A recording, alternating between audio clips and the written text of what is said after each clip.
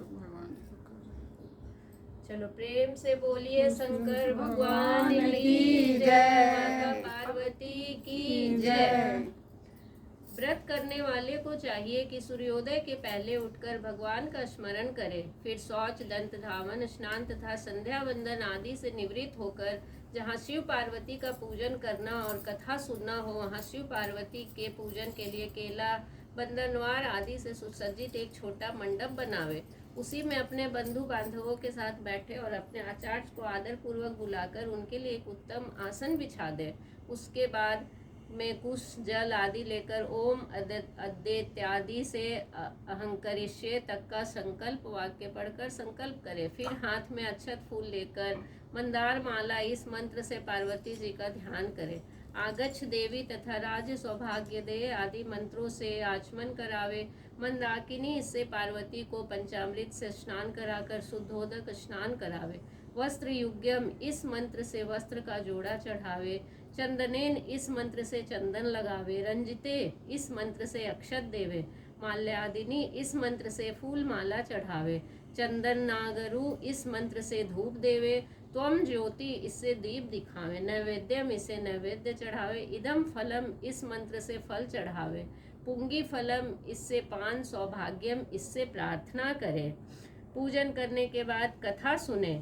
सूत जी कहते हैं, मंदार की माला से जिन पार्वती का केशोपास अलंकृत है और मुंडों की माला से जिन शिव जी की जटा अलंकृत है, जो माता पार्वती दिव्य वस्त्र धारण की हैं और जो शिव जी दिगंबर नंगे हैं, ऐसे शिव पार्वती जी तथा शिव जी को प्रणाम करती हूँ।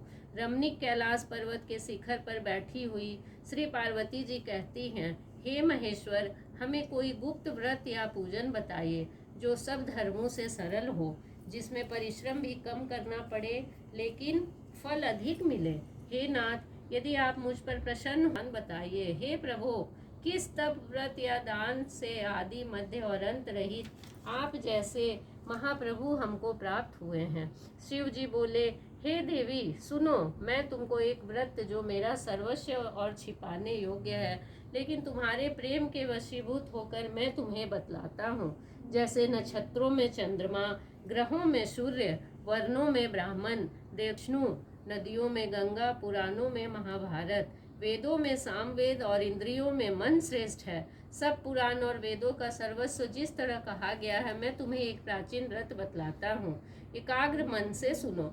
जिस व्रत के प्रभाव से तुमने मेरा आधा आसन प्राप्त किया है, वह मैं तुमको बतलाऊंगा, क्योंकि तुम मेरी प्रियसी हो। भाद्रपद मास में हस्त नक्षत्र से युक्त शुक्ल पक्ष की तृतीया तिथि को उसका अनुष्ठान मात्र करने से स्त्रियां सब पापों से मुक्त हो जाती हैं।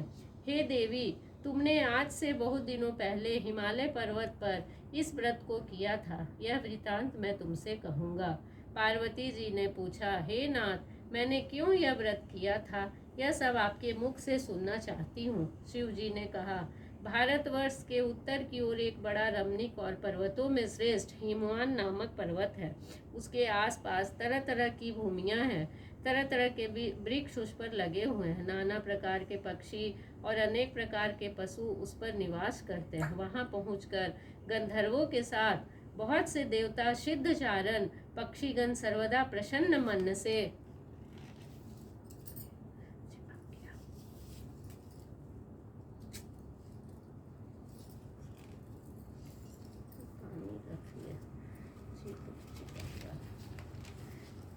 मन से विचरते हैं। वहाँ पहुंचकर गंधर्व गाते हैं, अप्सराएं नाचती हैं। उस पर्वतराज के कितने ही शिखर ऐसे हैं कि जिनमें स्टफिक, रत्न और वैद्यपूर्ण आदि से खाने भरी हुई हैं। यह पर्वत ऊंचा तो इतना अधिक है कि मित्र के घर की तरह समझकर आकाश पर स्पर्श किए रहता है। उसके समस्त शिखर सदैव हिम से आच्छादित रहते हैं और गंगा जल की ध्वनि सदा सुनाई देती रहती है। हे पार्वती, तुमने बाल्यकाल में उसी पर्वत पर तपस्या की थी। 12 वर्षों तक तुम उल्टी टंग कर केवल धुआं पीकर रही। 64 वर्ष तक सूखे पत्ते खाकर रही। माघ मास में तुम जल में बैठी रहती और वैशाख की दोपहरिया में पंचाग्नि तपती थी। श्रावण के महीने में जल बरसता तो तुम भूखी प्यासी रहकर मैदान में बैठी रहती थी। तुम्हारे पिता इस तरह के कष्ट सहन को देखकर बड़े दुखी हुए। वे चिंता में पड़ गए कि मैं अपनी कन्या किसको दूं।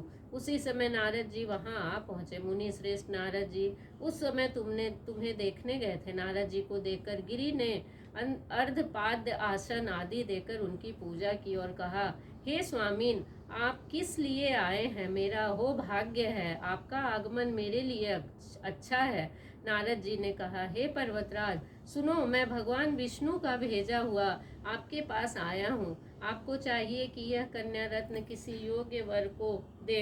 भगवान विष्णु के समान योग वर ब्रह्मा, इंद्र और शिव इनमें से कोई नहीं है। इसीलिए मैं यही कहूँगा कि आप अपनी कन्या भगवान विष्णु को ही देवे।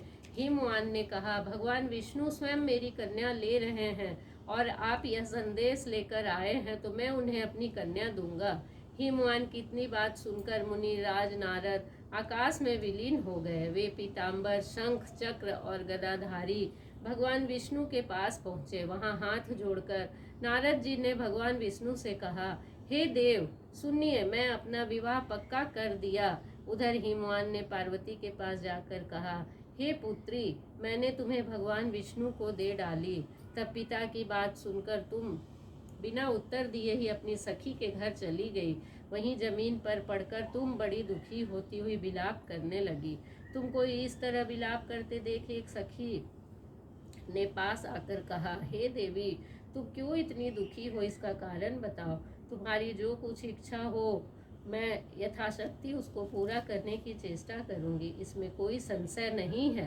पार्वती बोली, मेरी जो कुछ अभिलाषा है उसे तुम प्रेम पूर्वक सुनो। मैं एकमात्र शिव जी को अपना पति बनाना चाहती हूँ, इसमें कुछ भी संशय नहीं है। मेरे इस विचार को पिताजी ने ठुकरा दिया है, इससे मैं अपने शरीर को त्याग दूंगी। पार्वती की इस बात को सुनकर सखियों ने कहा कि शरीर का त्याग न करो, चलो किसी ऐसे वन को चले जहाँ पिता को पता न लगे। ऐसी सलाह कर तुम वैसे वन में जा पहुँची। उधर तुम्हारे पिता घर घर तुम्हें खोजने लगे।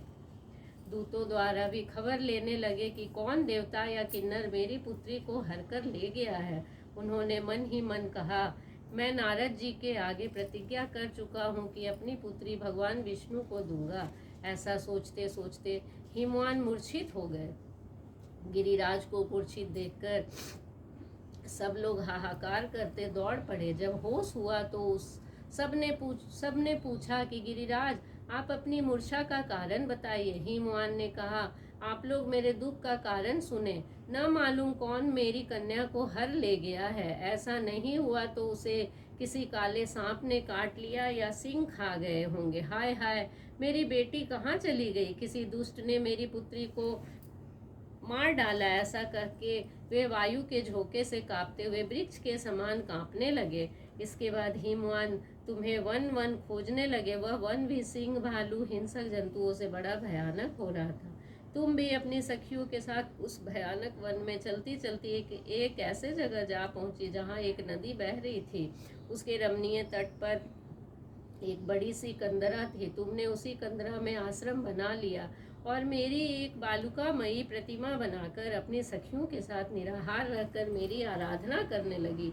जब भाद्रपद शुक्ल पक्ष की हस्तयुक्त तृतीया तिथि प्राप्त हुई तब तुमने मेरा विधिवत पूजन किया और रात भर जाकर गीत वंद्यादित से मुझे प्रसन्न करने में बिताया। उस व्रतराज के प्रभाव से मेरा आसन डगमगा उठा, जिससे मैं तत्काल उस स्थान पर जा पहुंचा जहां तुम अपनी सखियों के साथ रहती थी।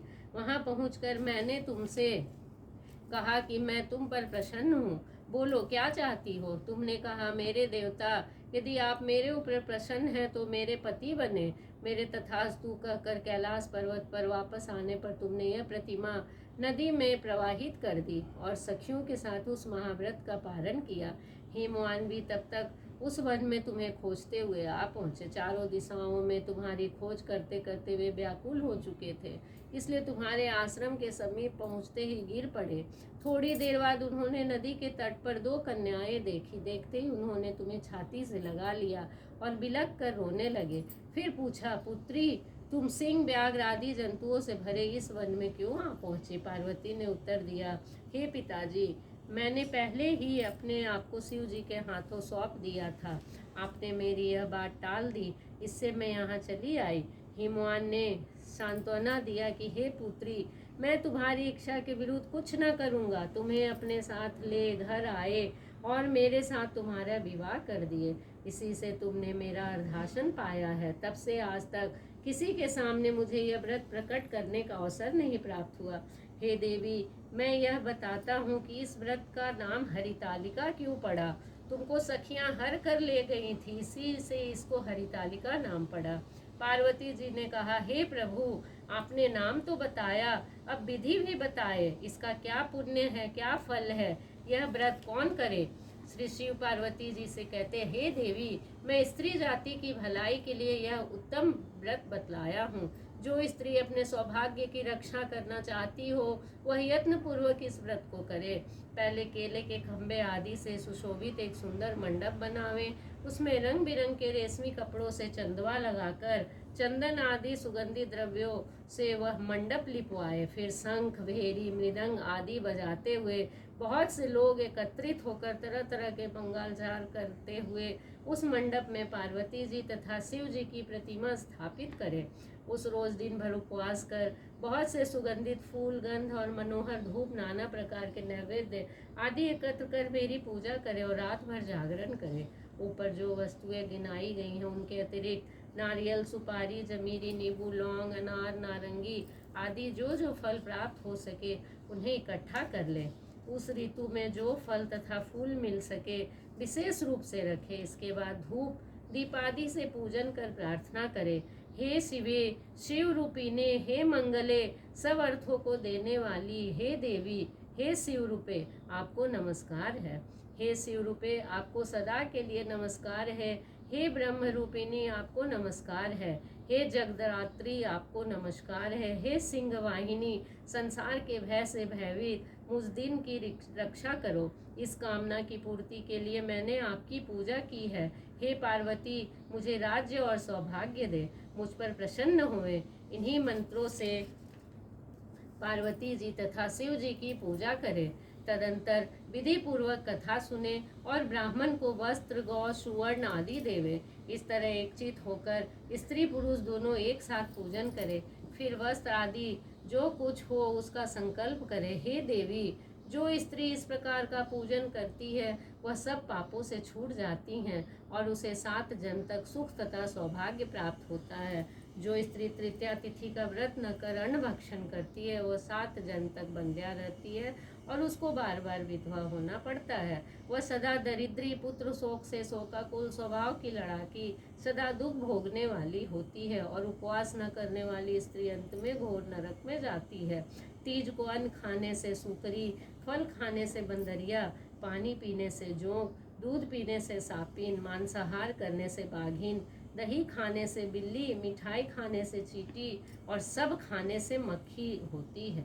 उस रोज सोने से अजगरी और पति को धोखा देने से मुर्गी होती है। इसलिए हर स्त्रियां व्रत अवश्य करें। दूसरे दिन सुवर्ण, चांदी, तांबा अथवा बांस के पात्र में अन्न भरकर ब्राह्मण को दान दे और पारण करे। जो स्त्री इस प्रकार का व्रत करती है वह मेरे समान पति पाती है और जब वह मरने लगती है तो तुम्हारे समान उसका रूप हो जाता है। उसे सब प्रकार के सांसारिक भोग और सायुज्य मुक्ति मिल जाती है। हे, इस हरितालिका की व्रत कथा मात्र सुन लेने से प्राणी को 1000 अश्वमेध और सैकड़ों वाजपेय यज्ञ प्राप्त करने का फल होता है। हे देवी, मैंने यह सब व्रतों में उत्तम व्रत बतलाया जिसके करने से प्राणी सब पापों से छूट जाता है। इसमें कुछ भी संशय नहीं है। प्रेम से बोलो शंकर भगवान की जय, माता पार्वती की जय। अब इसमें शंकर जी का और पार्वती जी का आरती करते हैं लास्ट में।